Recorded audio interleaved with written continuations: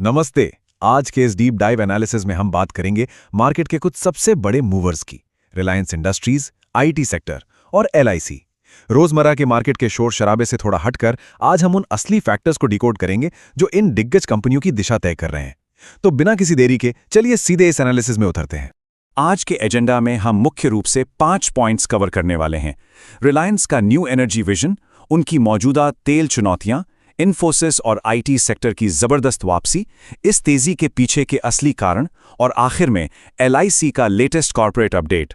तो चलिए सबसे पहले बात करते हैं रिलायंस के न्यू एनर्जी पुश की। ब्लूमबर्ग की ताज़ा रिपोर्ट्स की माने तो रिलायंस अपने जामनगर प्रोजेक्ट्स के लिए बैटरी एनर्जी स्टोरेज सिस्टम्स को लेकर काफ़ी अग्रेसिव प्लान्स बना रहा है। हालांकि कंपनी ने अभी तक इसे ऑफिशियली कंफर्म नहीं किया है, लेकिन कैटल जैसे बड़े ग्लोबल सप्लायर्स के साथ जो बातचीत चल रही है वो साफ दिखाती है कि रिन्यूएबल इंफ्रास्ट्रक्चर को लेकर ये कोई छोटा मोटा एक्सपेरिमेंट नहीं बल्कि एक बहुत ही सीरियस कमिटमेंट है। 1.5 लाख करोड़ रुपए, जी हां, अकेले रिलायंस के न्यू एनर्जी वेंचर की करंट वैल्यूएशन इस विशाल आंकड़े को छू रही है। और उम्मीद तो ये है कि फाइनेंशियल ईयर 2027 आते आते ये नया सेगमेंट कंपनी के टोटल रेवेन्यू और प्रॉफिट में एक बहुत बड़ा और सॉलिड कंट्रीब्यूशन देना शुरू कर देगा। अब आते हैं हमारे दूसरे पॉइंट पर, रिलायंस और तेल से जुड़ी चुनौतियां। देखिए, एक तरफ फ्यूचर की ग्रीन एनर्जी वाली लॉन्ग टर्म ग्रोथ है, लेकिन दूसरी तरफ आज के ट्रेडिशनल ऑयल बिजनेस का शॉर्ट टर्म पेन भी है। ये बहुत ज़रूरी है कि हम इन दोनों तस्वीरों को बैलेंस करके देखें। भविष्य की उम्मीदें अपनी जगह हैं, लेकिन रिफाइनरीज को आज जिन ज़मीनी दिक्कतों का सामना करना पड़ रहा है उन्हें हम इग्नोर नहीं कर सकते। असल में हो ये रहा है कि कच्चे तेल के दाम $100 के आसपास मंडरा रहे हैं। ऊपर से यूएस और ईरान के बीच की डील जैसी जियोपॉलिटिकल बातें अटकी हुई हैं।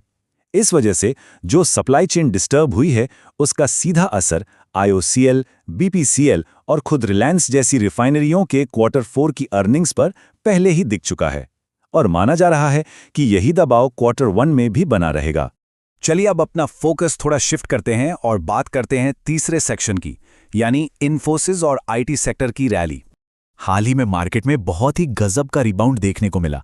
सिर्फ 3 ट्रेडिंग सेशंस के अंदर पूरा का पूरा निफ्टी आईटी इंडेक्स 8% तक उछल गया और इसमें से 3% का जंप तो लिटरली सिर्फ एक ही दिन में आ गया था। और ये कोई एक अलग थलग घटना नहीं थी। इन्फोसिस में तो 4 से 5% की तेजी दिखी ही, लेकिन इसने एक तरह से पूरे मार्केट में एक चिंगारी का काम किया। टीसीएस, टेक महिंद्रा और एलटीआई माइंट्री जैसे बड़े प्लेयर्स भी इस रैली का हिस्सा बन गए और पूरा का पूरा आईटी सेक्टर इस पॉजिटिव वेव पर सवार हो गया। हमारा चौथा पॉइंट है कि आखिर इस टेक रैली के पीछे की असली वजह क्या है। इसके पीछे 3 बड़े फैक्टर्स एक साथ काम कर रहे हैं। पहला बड़ा ट्रिगर था वैल्यू बाइंग। हुआ ये कि आईटी सेक्टर की वैल्यूएशन गिरते गिरते पिछले 15 से 18 सालों के सबसे निचले स्तर पर आ गई थी, कुछ 2008 के फाइनेंशियल क्राइसिस के टाइम जैसी। इस लेवल पर आकर इन्वेस्टर्स को लगा कि यही मार्केट का बॉटम है और उन्होंने जमकर खरीदारी शुरू कर दी। दूसरा फैक्टर मैक्रो इकोनॉमिक है। मजबूत होते अमेरिकी डॉलर के सामने भारतीय रुपए का परफॉर्मेंस काफ़ी कमज़ोर रहा। हालत ये थी कि अपने आस पड़ोस में बांग्लादेशी टका और श्रीलंकाई रुपए की तुलना में भी भारतीय रुपया ज़्यादा स्ट्रगल कर रहा था। अब आप सोचेंगे कि इसका आईटी रैली से क्या लेना देना। दरअसल कमजोर रुपया ब्रॉड डोमेस्टिक मार्केट के लिए भले ही नुकसानदायक हो, लेकिन आईटी कंपनियों के लिए ये किसी लॉटरी से कम नहीं होता, क्योंकि ये कंपनियां अपनी कमाई मेनली डॉलर्स में करती हैं। तो डॉलर जितना मजबूत होगा, इनका प्रॉफिट मार्जिन उतना ही बेहतर हो जाएगा। ये इनके लिए एक बहुत बड़ा फाइनेंशियल टेलविंड साबित हुआ। और तीसरा फैक्टर रहा ग्लोबल सेंटिमेंट का बदलना। वॉल स्ट्रीट पर टेक स्टॉक्स की मजबूती और पार्टनरशिप्स में हो रहे अग्रेसिव इन्वेस्टमेंट्स ने पूरा नैरेटिव ही बदल दिया।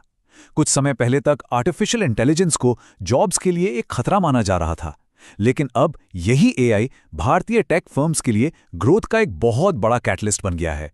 और आज के हमारे एनालिसिस का 5वां और आखिरी हिस्सा है एलआईसी कॉर्पोरेट एक्शन अपडेट। जो लोग एलआईसी को ट्रैक कर रहे हैं उनके लिए ये अपडेट बहुत अहम है।